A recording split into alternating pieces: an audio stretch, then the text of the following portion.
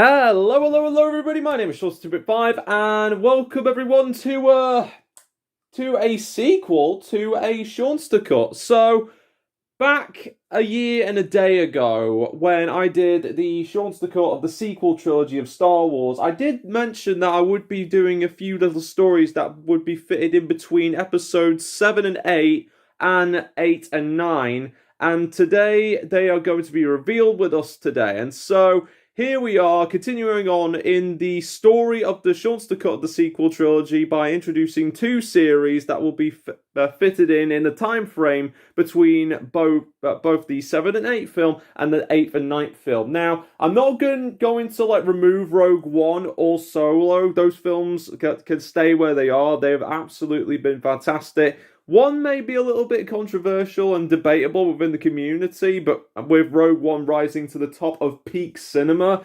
But these are just little side stories that will help develop, if not, introduce new elements that would be taken in from that show onward to the movies that we see in the original Seanster Cut. So, what are these series, you may ask? Well, I'm here to introduce you. So, the series that we are going to be having a little bit of a read on are Lop, The Chronicles of Tau, and Finn, FN2187, the series. So, Lop, Chronicles of Tau. So, a couple of years after the original sequel trilogy premiered in cinemas, Disney decided to release an anthology series called Star Wars Visions, and a series of episodes that are only one-shot stories featuring probably a fantastic display of animation from all across the world, even more bigger than before now that it's became more diverse with its animation studios come season 2, when the first season was all Japan based. But out of all the shorts of Star Wars Visions, only one rise to the top is catching both my eye and capturing my heart, and that is Lop and Ocho. Now, Lop and Ocho, while it may be lower on some people's lists in terms of, their ranking of Star Wars Visions episodes, I don't blame them, but with the potential that I saw when I saw the episode of Star Wars Visions and what could be, presented to us if the story ever continued, but sadly, because the Star Wars Visions episodes were only one-shots, there hardly is any chance for it to continue. At least not yet. But then I sat down and thought, what would happen if I actually took the mantle and then wrote a whole series around the titular character of Lop? It has a lot of potential, and if I could fit it in between the time frame of episodes 6 to 7, then that should work out well. But what will be in store for our bunny friend, that's entirely up to this video, as we're going to be reading through it. But before we do that, I have yet to introduce about the FN2187 series, which will FN2187 series. That being Finn, FN2187 the series.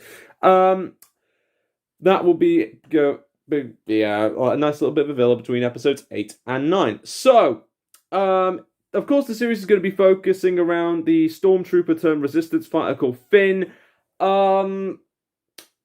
What's to talk about Finn, to be fair? I mean, there's probably a few things to talk about Finn. His character started off really well, and the execution of that character, done by John Boyega, was nothing short of fantastic in episode 7, The Force Awakens, and it really shows the development of how far he's come in The Last Jedi. But I did notice a couple of bits of regression here and there in The Rise of Skywalker. I mean, of course, my writing is no better than Disney's, to be fair. I just want to clarify, it is no better than Disney's.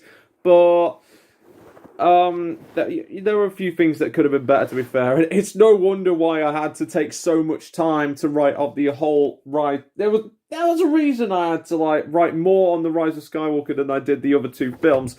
But I digress. So with this series, it will show Finn's development as a whole, from how he started it in episode 7 to how he went about in The Last Jedi, and then would continue on later in Star Wars The Rise of Skywalker. But although this may be a little bit different and it may not be the best compared to what Disney's got cooking up for us in terms of Star Wars content, I hope it will be a good time all the same. And of course, if you enjoyed this video and the series to come, be sure to like, comment, subscribe, and stay tuned for more content coming soon, for more Seanster Cuts and many things to come.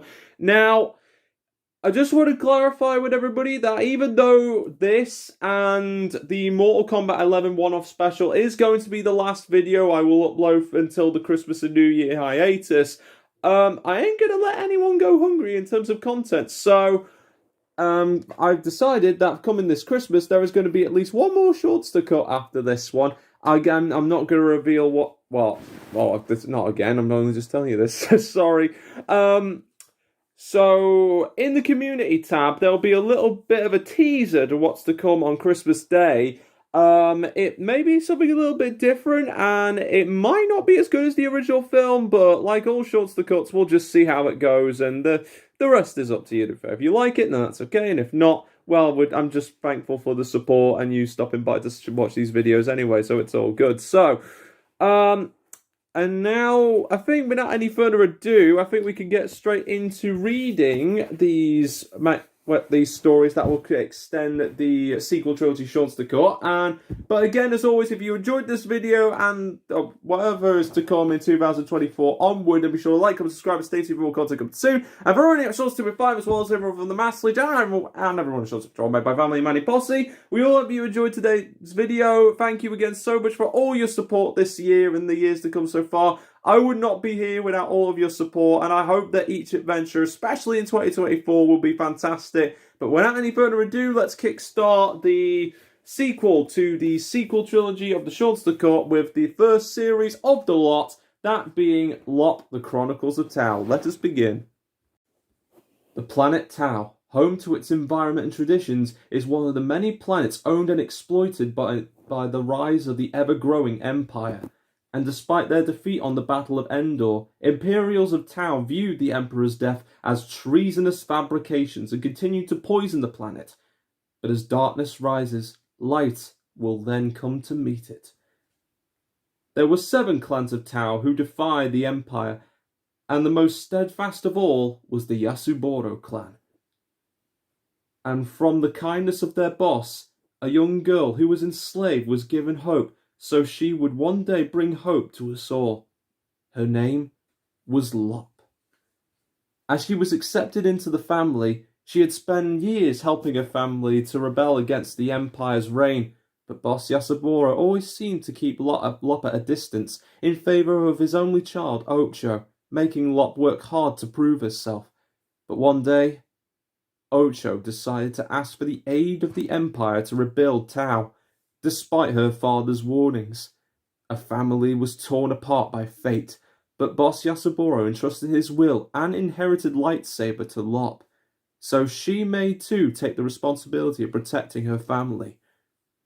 And when Lop and Ocho's paths ended in a crossroad, Lop was prepared to bring her sister back and family, and so she went on a journey away from home. Lop's travels took her to many places throughout the galaxy with her droid buddy TD4, but she needed a teacher to show her the ways of the Force that she had awakened during her battle with Ocho. On Persona, she did find a guide to the Force, a Jedi outcast by the name of Kyle Katarn, but after teaching her the basics, Kyle informs Lop to go and find a more experienced teacher on her travels. Her name was Ahsoka Tano. Another one of her journeys took her to Raxus Prime, where few of her species were being held for slave labour to an unknown faction. An unknown faction? Does that mean that there's going to be a second empire? Well, if we keep reading, I'm sure we'll find out. But deep below the bowels of the facility and junkyard, Lop had found someone that time had forgotten. Galen Malek, better known to the galaxy as Star Killer. His corpse had been taken to Raxus Prime when Darth Vader had used all of it but some of his genetics for a hidden cloning facility on Kamino. Yeah, in the Seanster Cut, the Force Unleashed is canon, so Force Unleashed fans, there's a high five to you. Starkiller had so many questions about what happened, but with the Empire over their heads, there was no time to waste. Starkiller then sacrificed himself to save Lop, asking her to find Juno before of course, she left the planet. However, Lop was sadly taken by a tractor beam from a Star Destroyer, and to make matters troubling, Ocho was on board. The two fought once again, but Ocho ultimately bested Lop. She had the killing blow, but Ocho didn't take it. No matter what happened previously, none would take the other's life. With Ocho an enemy of the Empire, Lop and Ocho were in for a fight for their lives, but then, from Lop's cry for help, an unexpected hero came to save her. And it was Kyle Katarn. Inspired by Lop's spirit back at Basana, he rescued her and Ocho, and all three of them left the Star Destroyer with a bang. Lop had returned to Tau with Ocho and a family was reunited. But Lop's journey was far from over. Kyle gave her a chance to continue her Jedi training with Ahsoka instead of Kyle. Or the alternative would be to stay in Tau.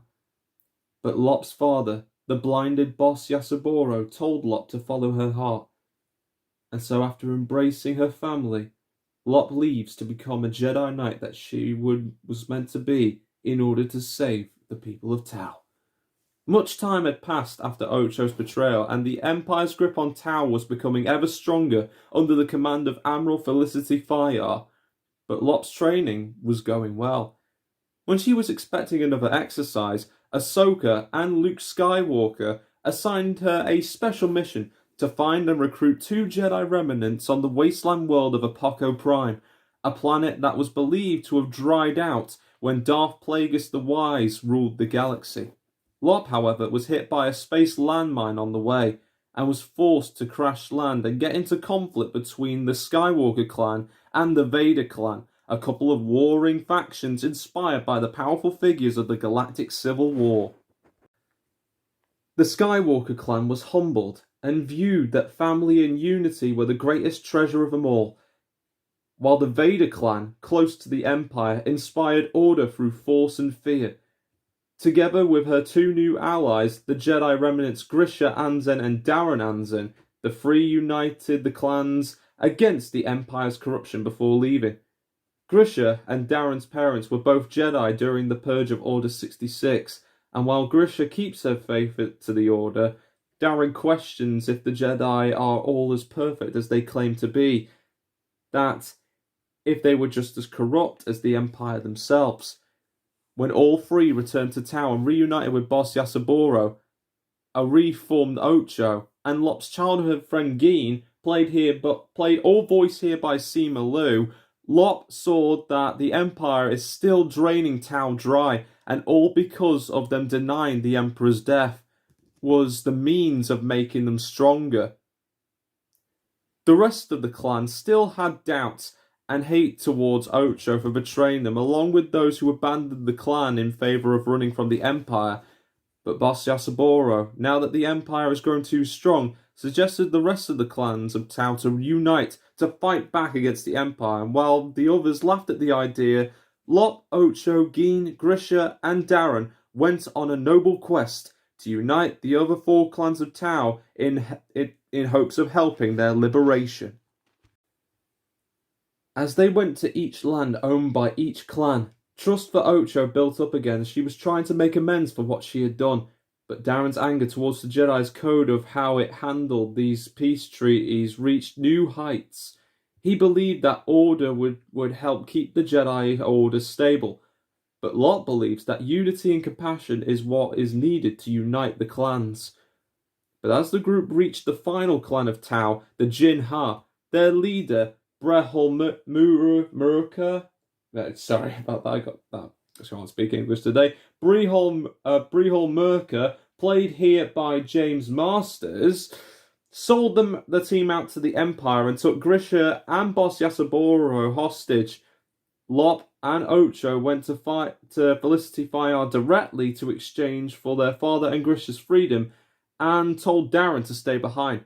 Darren refused and followed the shuttle carrying Lop and Ocho. The two sisters were face to face with the iron fist that threatens the people of Tau. Felicity Fire, played by Emma Thompson, presents her prisoners, Boss Yasaburo, Grisha Anzen, and Commander Juno Eclipse. She is willing to release the prisoners for 3 things in return: the lightsabers of Ahsoka Tano, the hand of Kyle Katarn, and the head of Luke Skywalker for their freedom. Lop and Ocho, however, refused. Angered and in denial by the result, Darren attacks the platform, which led to Fire to bomb the whole platform with TIE bombers. To Darren's horror, Grisha was hit by the oncoming blast, and he curses Lop and tries to kill her, but Boss Yasaburo stood in the way of his lightsaber and died in his daughter's arms. Another bomb goes off, and Darren falls off the ledge and into his doom, while a grieving Lop was forced to retreat with her friends and Juno and a broken lightsaber. The family took time to mourn their boss. Even those of the other clans came to mourn the boss Yasaburo. But Lop's spirit was broken as she left the planet to meditate, leaving Ocho in charge of the clan. As the Yasaburo clan rebuilds, Juno had a contact that could help Tau get rid of the Empire's grip. Plans and schematics then arrive thanks to the aid of 2, if not 4, unlikely heroes: Dash Rendar, Wilro Hood of Cloud City, a Pantoran mechanic named Spanner, and her husband named Terry, who we would later see in the Seanster Cut of The Last Jedi onward. Lop then went to Korba, and there she faced herself while finding her lightsaber crystal, and thanks to the encouragement from her new friend Au, and the new lightsaber made with Asai, she returned to Tau where Ocho had united the clans, and all are proud to fight against the Empire with Ocho leading the charge. Meanwhile, Darren woke up alive with a new arm and, in the face of a familiar one, Brahal Murica, or by his real name, Darth Kryze. Together and with their power, they brought the Empire down, allowing the Jin Ha to take the power and the Empire's secret weapon, the Royal Ark, a star destroyer made from cortosis and armed with missiles loaded with trihexalon, better known by most as Dragon's Breath. The war between the clans of Tau and the Imperial Jin Ha had begun. All seemed lost for the clans until Kyle Katarn and Ahsoka Tano arrived with Dash Rendar and Starkiller to gain the upper hand and take out Darth Kryze. This left Ocho, Geen, and Lop to destroy the Ark and defeat Darren. Lop tried to bring him back to the light even when she, Lop, and Geen were at the brink of death, but Darren was far from gone. But with Geen's sacrifice, he and Darren fell from the waterfall and to their deaths. Ocho carried a battered Lop to safety, but as she passed out from the pain, the two were left to die. But from the heavens, the New Republic came at Juno Eclipse's request and saved the sisters and clans of Tau, providing them with medical treatment. After the battle, Ocho became the next boss of the Yasaburo clan, and Lop decided to stay home. She was given the option to come back to make a Jedi Academy, but Lop chose to stay with her family to keep them safe. And so, in the years to come, a Jedi Academy would be built in Tau to teach a new generation of Jedi in honor of the legacy of her father, and in the years to come, provide a new era to the galaxy. One of peace, or one of terrifying order. Moving right along to Finn, FN2187, taking place in the events 1 year after the Battle of Crate, the Resistance awaits any and all allies after sending the signal for help, sadly to no success. But in their desperate hour, Leia sends Rose, Finn, Chewbacca and R2-D2 to the planet Elubo to find new allies. But before they left, Leia gives Finn Rey's lightsaber, and despite his refusal to take it, Leia says that he will need it when the time comes, and so the mission begins. Once they arrived on Elubo, our heroes witness the horrors upon arrival. 2 First Order dreadnoughts, and a fortress that covers half the planet. But things only got worse when they intercepted stormtroopers taking newborn children from their families. They saved the newborns, but were completely surrounded until they were saved by an unlikely ally who hacked the controls of a nearby AT-ST. This is where Finn and the gang would meet Karsha Mazgren, played here by Jodie Whittaker, oddly enough. Once they got out of the trouble, she took them to see her brother Ty, played by Arthur Darvill. Yeah, we're getting some Broadchurch actors in there. And David, played by Joe Warren Plant, who happens to be her nephew, alongside her good friend DJ, played by Del Toro. And for those who are wondering why I didn't add the DJ character into The Last of Sky, sorry, I'm getting some. The reason why I didn't add DJ into The Last Jedi Seanster Cut, there you go. There he is in the Finn series. There's Del Toro's money right there.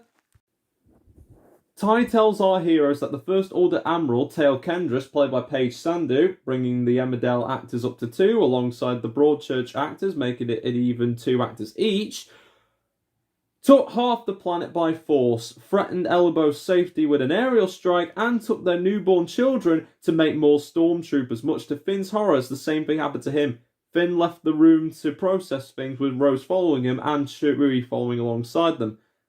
Finn has regrets about not leaving the First Order as soon as possible to prevent these tragedies from happening, but Rose assures Finn that the newborns will be saved, as she believed that a stormtrooper could save the galaxy if his or her heart was in the right place. The next day, DJ tells our Resistance heroes about an exchange port that involves the newborns. They bring them there to enter the fortress where they are made into stormtroopers.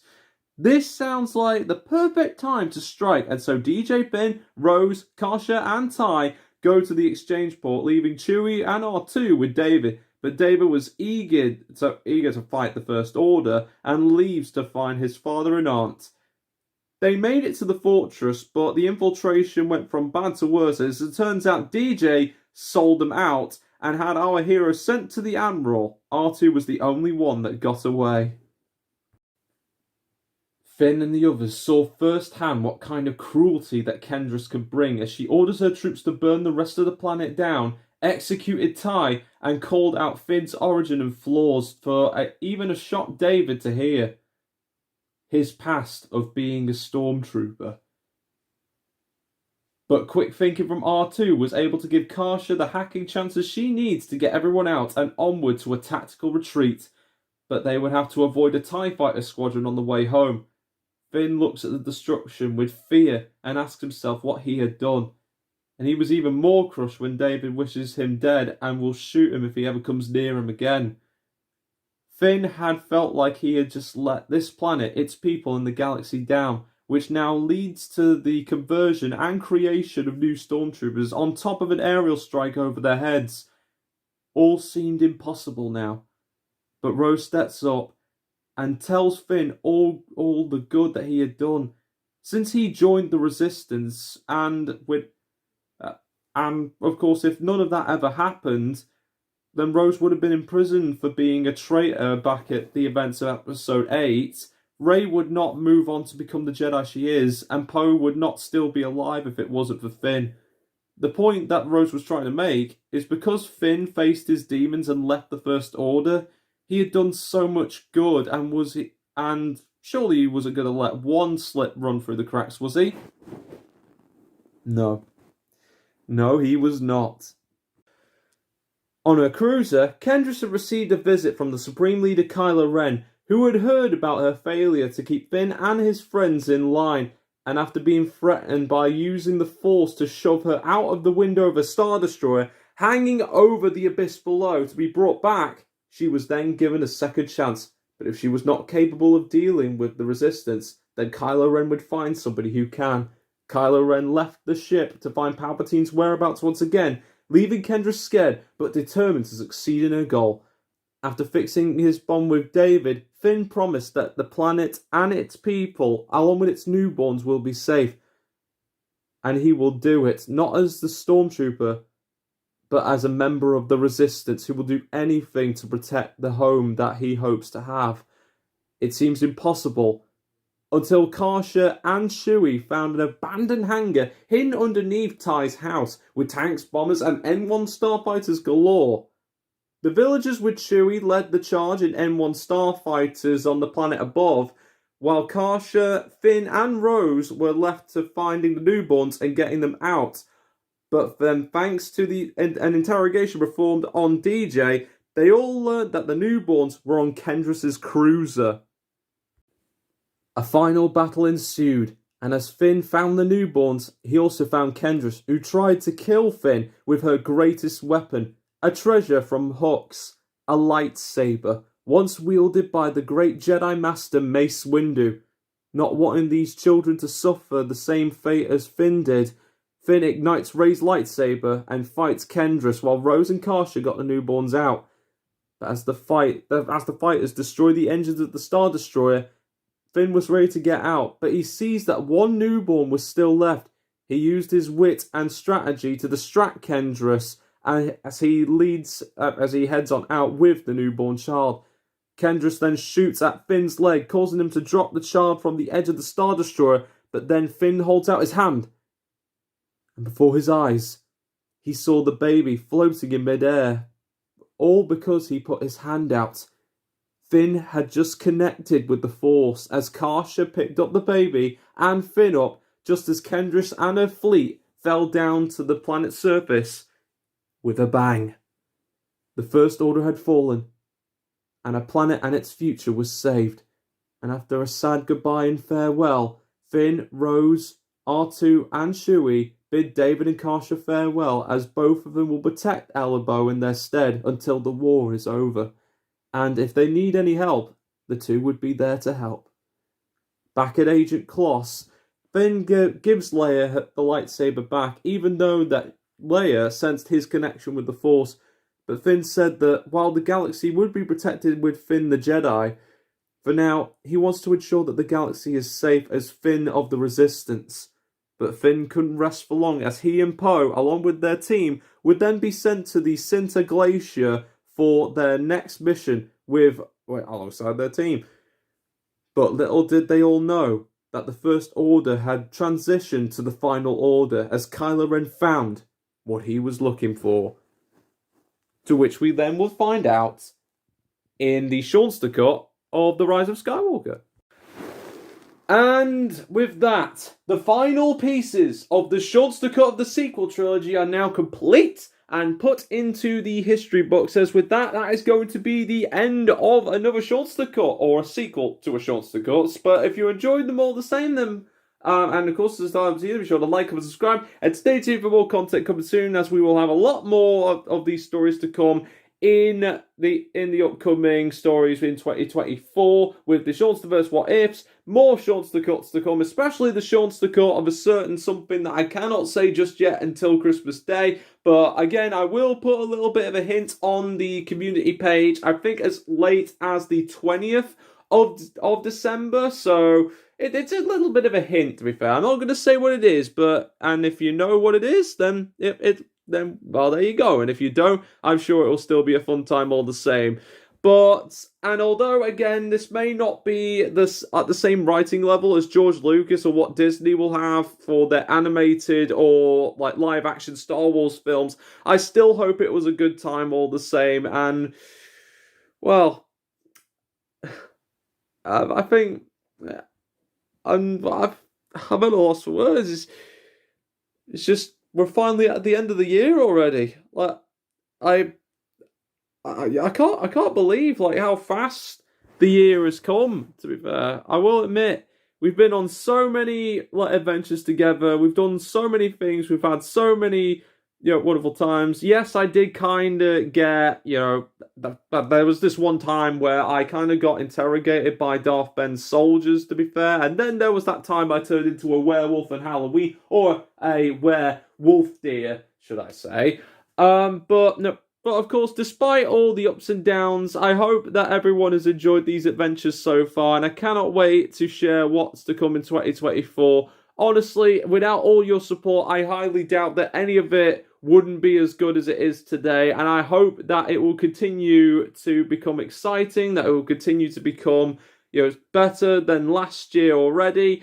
But no matter what the results, as long as I have all of you to share these little tidbits, adventures, and journeys, then it makes it all worthwhile come day's end, and we can all shake hands and say that. Now that my fellow friend was quite an adventure, and I look forward to seeing everyone again. So, from everyone here at Seanster Cut, as well as everyone for the Master Legion and everyone the Seanster Patrol made by Family Manny Posse, thank you so much for watching this video. I will see you in the Mortal Kombat 11 one-off special, and stay tuned for that nice little hint on what's going to be coming on Christmas Day. But all the same, looking forward to seeing you all next time. Hope you have a nice Christmas and a Happy New Year, and I'll see you all next time for more adventures with the Seanster Patrol. Thank you so much for watching, everybody. I hope you all had a fun time today, and I'll see you all next time for another voyage into the unknown. Bye-bye!